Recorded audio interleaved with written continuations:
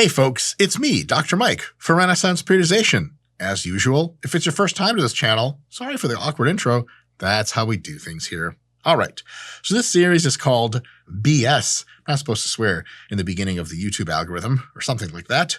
In any case, today's topic that may not be as true as people think is just eat less and move more to lose weight.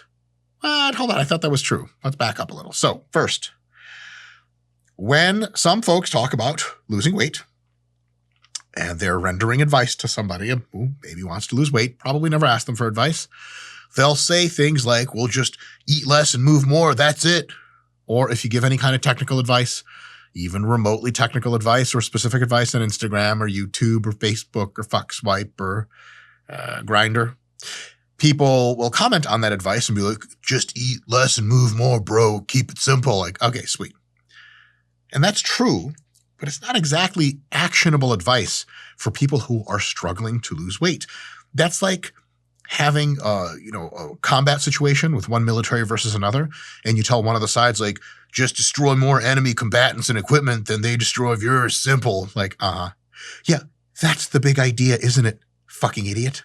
How do we do that?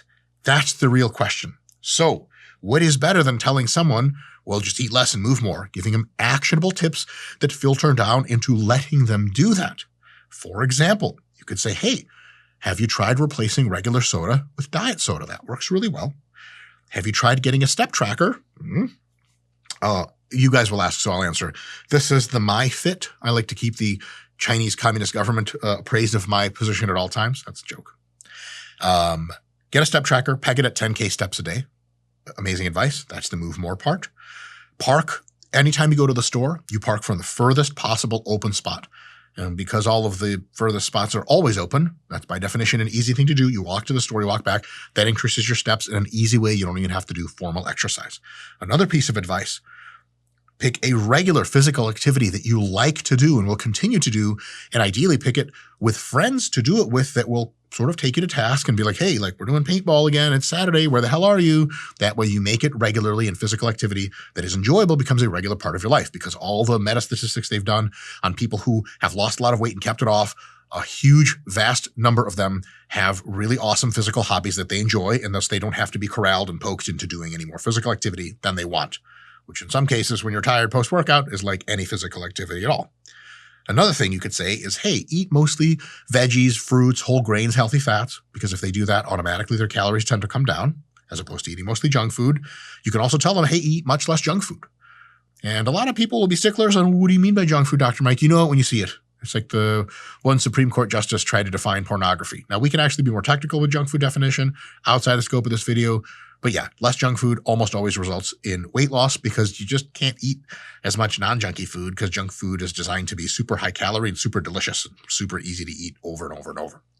Another piece of advice you can tell them is, say, hey, get a scale and the RP Diet Coach app, patented, designed by yours truly, and set a 5% weight loss goal over 10 weeks, and then set a maintenance goal after that for 6 weeks, and then repeat the process.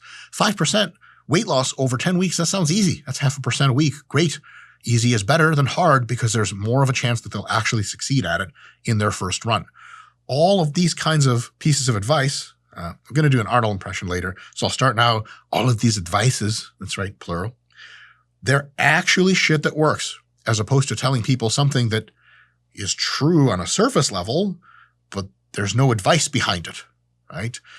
So yes, all of these things actually result in more movement and less caloric intake, but they also give specific actionable tips, and these are tips that work, right? As opposed to tips that don't work. So for example, if you just tell someone, hey, just eat less, and their diet is almost all junk food, which tons of people in America, that's actually their diet. When they eat less, the junk food opens up a calorie deficit, but the junk food they're eating already makes them so rebound hungry, they can't eat just one potato chip type of thing, that they end up just like getting super fucking hungry, even with a very marginal cut in calories. And then they fail and they go, oh, but it didn't work for me. Calorie cutting didn't work for me. A lot of people say that. They actually commented all the time on social media, well, calorie counting didn't work for me. Like, yes, because you didn't pay attention to food quality. and you didn't choose the foods that were very satiating. But you could give that advice, but instead you tried to opt for the simplest advice that was also ineffective, right? Why are we saying all this? Because browbeating people with the resultant physiology of what's going on and not giving them helpful advice that actually gets them there is, drum roll, I'm going to cue up my Arnold, bullshit. No, stop it. Yes, no, yes, no. That's right. I'm a really shitty Arnold impression. Press the button and get the impression box machine. In any case, you can always do both. If you really want to tell people the grand architecture of what's going on, you can say, hey, at the end of the day, weight loss is about eating less and moving more.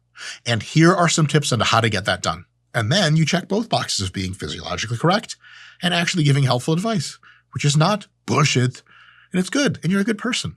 And then you can walk down the street happy as a clam, smiling, and you look at a neighbor and you smile at him and he kind of doesn't smile at you. And you're like, I wonder what that's about. And it turns out his whole family has been hacked to death by him and they're in the basement and he's just biding his time until he has a shootout to death with the police. See you guys next time.